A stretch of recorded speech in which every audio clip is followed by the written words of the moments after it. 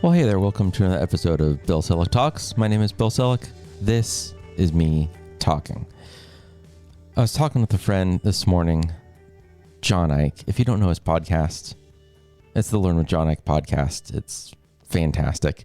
He does a similar thing where he just talks for a while, little 5-minute bursts most of the time. And he shared something this morning that really got me thinking, and that's what this episode is about. He was talking about the laptops they have at their school. And he's like, you know what? Like, he ran the numbers. He runs a charter school up near Sacramento. Well, for us, up. If you're above Sacramento, it's down near Sacramento. Or what happens if you're east of it? West of us? I don't know what you would say. There's nothing really west of me. How would I talk about Hawaii? It's not the point. The point is, they're like, yeah, we've got some Chromebooks. Here's how much it costs per year. Here's how long we keep them. Here's how much it is for 5 years. And I was like, what if we just got rid of all of them? And to be fair, I know John Ike through Q, which used to stand for Computer Using Educators. So he uses technology in really cool ways. His schools use technology in really cool ways.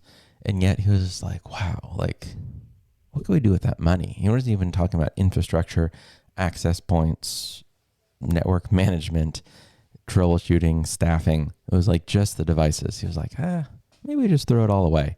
And this stemmed from the idea that over the weekend, my kids were playing Monopoly together. And then I think it was Monday, they were playing a card game just on their own. And they're, at this point, their ages 7, 8, and 10.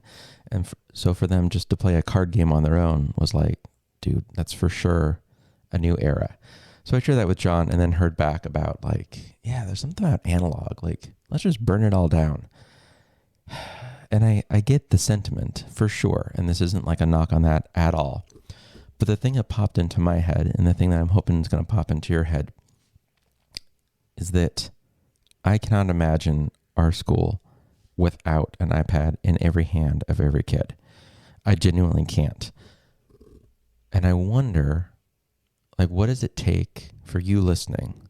What would it take for your school, for your kid's school, for your classroom? What would it take for you to not be able to imagine school, class, learning without that device? So for me, I can totally paint that picture. Are you able to paint that picture? That's the prompting. That's the question. I can imagine for sure the vision of what learning looks like all the time. There's also the reality, like I am under no illusion that kids are like, oh, and now I'm going to open up Pages and I'm going to type the thing and then publish it as a book. And that's like a normal Tuesday for a third grader. That's not the goal. But I can imagine a time where the center of gravity of learning is shifted away from the teacher and more towards the student. So right away, the devices enable students to learn on their own. And this is why we continue to just leave YouTube open at our school, because it is such an amazing place to learn.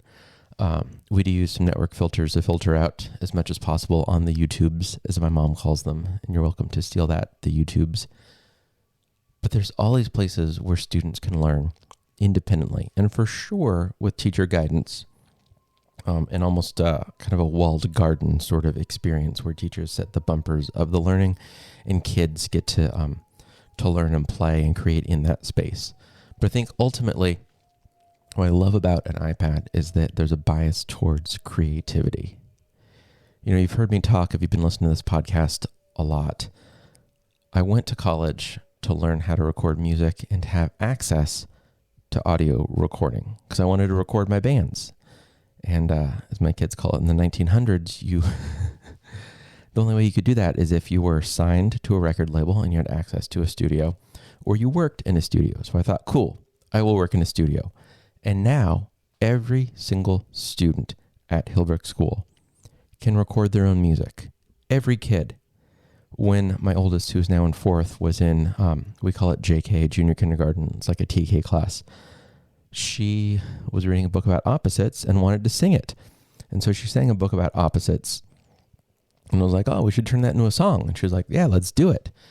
Threw that in a GarageBand, auto-timed, auto-tuned it, found she was kind of in A flat major when she sang, just completely sang on her own, as 4 or 5-year-olds often do.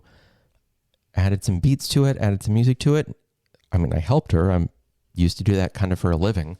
But here we are with a 4.5-year-old writing her own music. And that's totally a thing that can happen.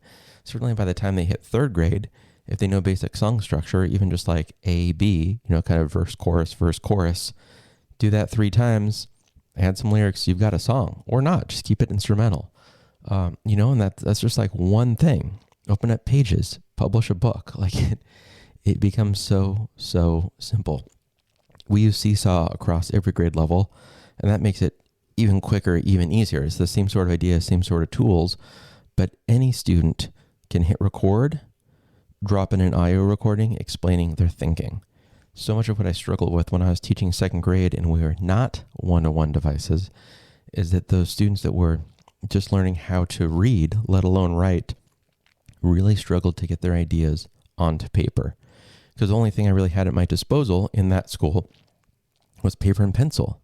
And so for a kid who, hadn't really been read to as a kid, wasn't doing a lot of writing independently, getting like 3 sentences out was a lot of work. But these kids, man, they had ideas. Did I just say man?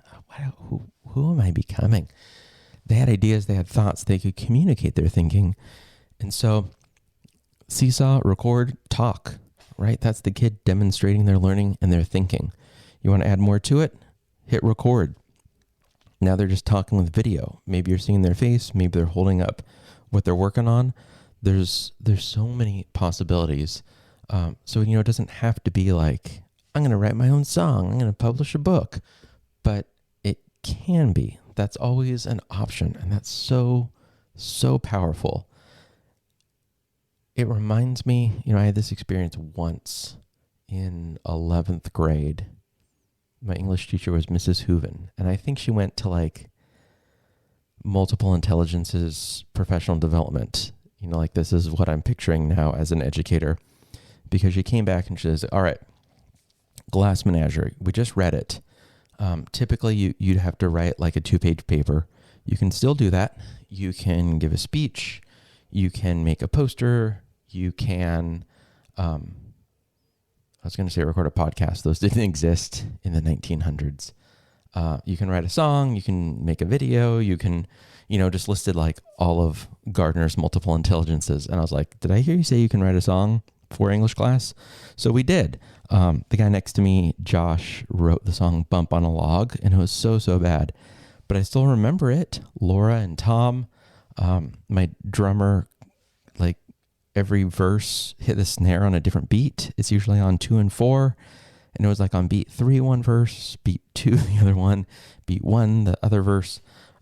Just so not good. And yet, a long time later, I still remember that. But even that was like the only tape I had to record was our family's camcorder. So it became a music video because that was the only way we could record music.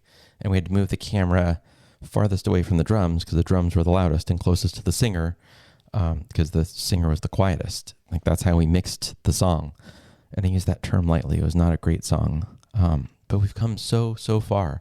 And yet the possibilities remain there where students can demonstrate their learning in any way they want. It's just really up to us as educators to give our students that space. So to get back to my prompting to John, like, can you paint a picture of what it looks like for kids to not be able to live without this device? And not in a very like, I need to have my phone, I need to have my iPad, I can't learn without it. Not like that at all, but just learning has fundamentally shifted at our school because we have these devices that can personalize learning and because these devices allow for students to create. And that is so deeply exciting for me. If you're not at that point as a parent, as a teacher, as a tech director, whatever, kind of role, whatever hat you're wearing as you're listening to this,